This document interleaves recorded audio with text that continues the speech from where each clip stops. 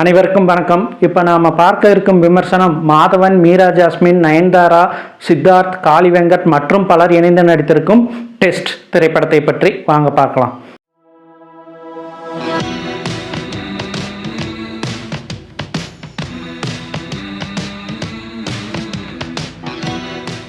இந்த படத்துக்கு பின்னணி பாடகி சக்தி ஸ்ரீ கோபாலன் மியூசிக் பண்ணியிருக்காங்க.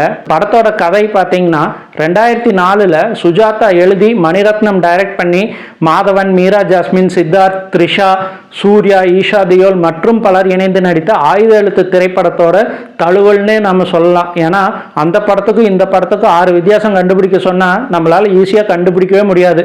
அவ்வளோ ஒற்றுமை. என்னன்னு பார்த்தீங்கன்னா இதுலேயும் இருக்கிற மிகப்பெரிய வேற்றுமைங்கிறது அதில் 3 பேர் இருந்தாங்க, இதில் 2 பேர் மட்டும்தான்.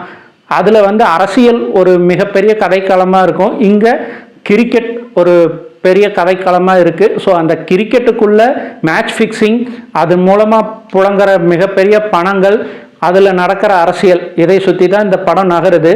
சித்தார்த் ஒரு டெஸ்ட் பிளேயர், அதுவும் வின்னிங் பிளேயர்.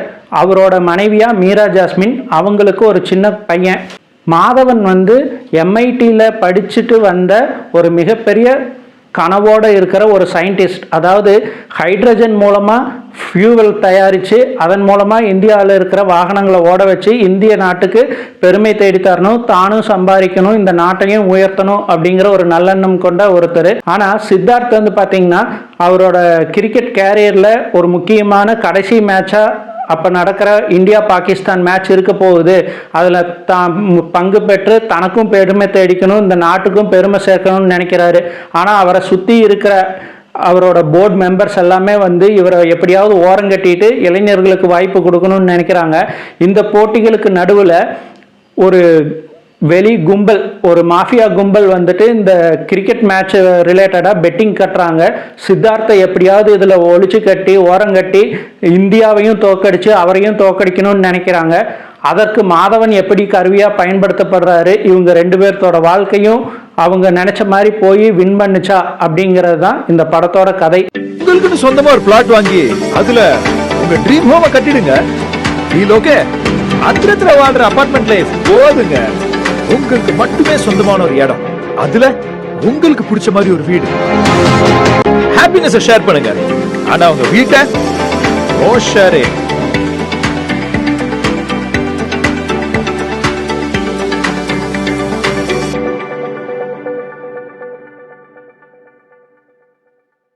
ஒன்லைன்னு பார்த்தா மிக அருமையான கதை. ஆனால் அதை இவங்க கொண்டுட்டு போயிருக்கிற விதம், அந்த திரைக்கதைங்கிறது பார்த்தீங்கன்னா ரொம்ப ரொம்ப நெருடலாகவே இருக்குது. நான் தொடக்கத்திலேயே சொன்ன மாதிரி ஆயுத எழுத்து படத்தோட நிறைய இடங்கள்ல கம்பேர் பண்ணி பார்த்துக்கிற மாதிரி ஒரு சுச்சுவேஷன் வருது. அதில் டெல்லிங்கிற கேரக்டரில் ஸ்ரீமன் நடிச்சிருப்பார்.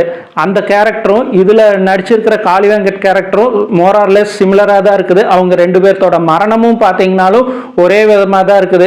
இப்படி கதையை ஒரு பக்கம் இருந்து எடுத்தால் பரவாயில்ல, திரைக்கதையவே இன்னொரு படத்துலேருந்து எடுத்து அவ்வளோ ஃபாஸ்ட்டாக மூவ் ஆன ஒரு படத்துலேருந்து எடுத்துட்டு ரொம்ப ஸ்லோவாக கொண்டுட்டு போயிருக்காங்க.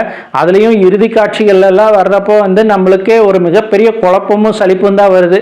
ஆக மொத்தத்தில் ஒரு ஸ்டார் வேல்யூவுக்காக இந்த படத்தை பார்க்கலாமா ஒழிய கதை திரைக்கதைன்னு பார்த்தா மிகப்பெரிய கோட்டை விட்டுருக்காங்கன்னு தான் சொல்லணும். மீண்டும் ஒரு நல்ல விமர்சனத்தில் சந்திப்போம். நன்றி.